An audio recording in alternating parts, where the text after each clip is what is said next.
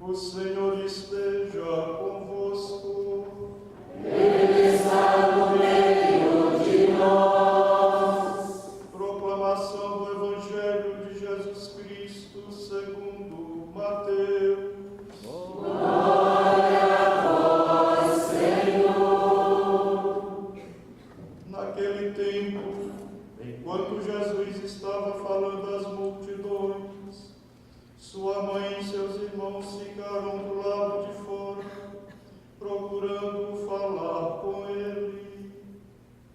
Alguém disse a Jesus: Olha, tua mãe e teus irmãos estão aí fora e querem falar contigo. Jesus perguntou àquele que tinha falado: Quem é minha mãe e quem são meus irmãos? E estendendo a mão para os discípulos, Jesus disse: Eis minha mãe e meus irmãos. Pois todo aquele que faz a vontade do meu Pai, que está nos céus, esse é meu irmão, minha irmã e minha mãe. Palavra da salvação. Glória a vós, Senhor.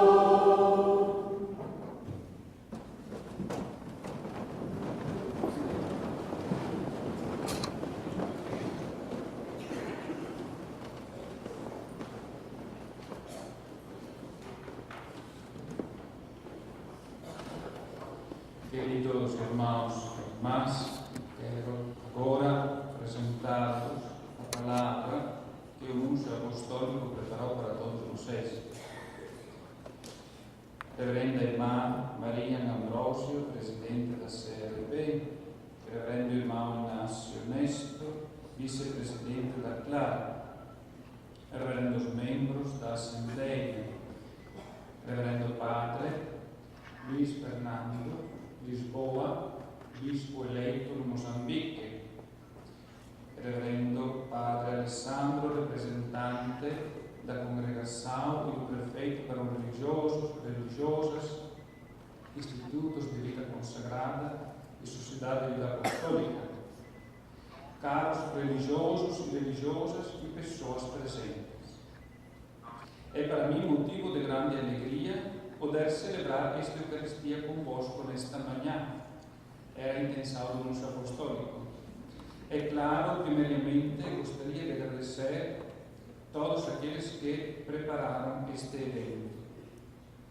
Mas desejo, sobretudo, aproveitar a oportunidade que me é oferecida de estar com um grande número de provinciais para agradecer o testemunho de amor à Igreja, de doação e dedicação ao povo cristão, dado por tantos religiosos e religiosas do Brasil, nos mais diversos campos de sua ação. O lema desta vossa Assembleia, Vida Religiosa Hoje, Identidade e Esperança, parece-me perfeitamente em sintonia com a mensagem do trecho do Evangelho que acabamos de ler. De fato, assim como a vida de Jesus caracterizou-se por uma doação e dedicação absoluta à vontade do Pai, afinal é o que lemos na carta aos Hebreus. Eis que eu vim, ó Deus, para fazer a tua vontade. Da mesma forma, todo cristão e a fortiori todo religioso que quer fazer parte da família de Jesus e ser seu verdadeiro discípulo deve segui-lo e aprender dele a fazer a vontade do Pai. Pois creio que nisto consista a identidade do religioso ou religiosa, uma identidade particularmente importante para cumprir a tarefa que vos foi confiada. Querendo então refletir sobre o tema da vontade de Deus e a maneira de realizá-la na vida consagrada, que, segundo o Papa Francisco, é um caminho de adoração ao Senhor, e de serviço a Ele, nos irmãos e irmãs, apraz-me propor-vos 3 pensamentos que, espero, vos ajudem a cumprir a vontade de Deus em vossa vida, a fim de serdes achados dignos de pertencer à sua família. Cumprir a vontade do Pai e pertencer à família de Jesus Cristo significa, primeiramente, centrar a própria existência em Cristo e no seu Evangelho. Trata-se de renunciar a si mesmo, tomar cada dia a própria cruz e segui-lo, despojando-se dos projetos pessoais para poder dizer com São Paulo: já não sou eu que vivo, é Cristo que vive em mim. Aliás, não sei se todos já perceberam quantas vezes que os Evangelhos repetem, em circunstâncias e contextos diversos, a ordem de Jesus de renunciar a si mesmo, tomar a cruz e segui-lo. São muitas. Ora, somente esse fato permite-nos concluir que essa palavra do Senhor calou fundo no coração dos discípulos, considerando-a de suma importância para o discipulado e o seguimento do Mestre. E o Santo Padre Francisco, falando a religiosas participantes da Assembleia Plenária da União Internacional das Superiores Gerais, diz que a disposição de colocar a Cristo e seu Evangelho no centro de nossas vidas significa realizar um autêntico êxodo. Diz o Papa Francisco, trata-se de fazer um êxodo de nós mesmos para pôr-nos num caminho de adoração e serviço. Adorar e servir.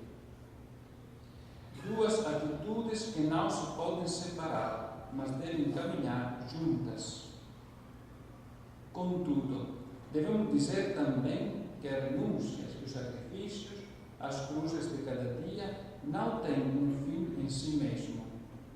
Buscam um objetivo muito mais alto, o maior e mais maravilhoso que a pessoa humana possa sonhar, que é o de fazer parte da família de Jesus.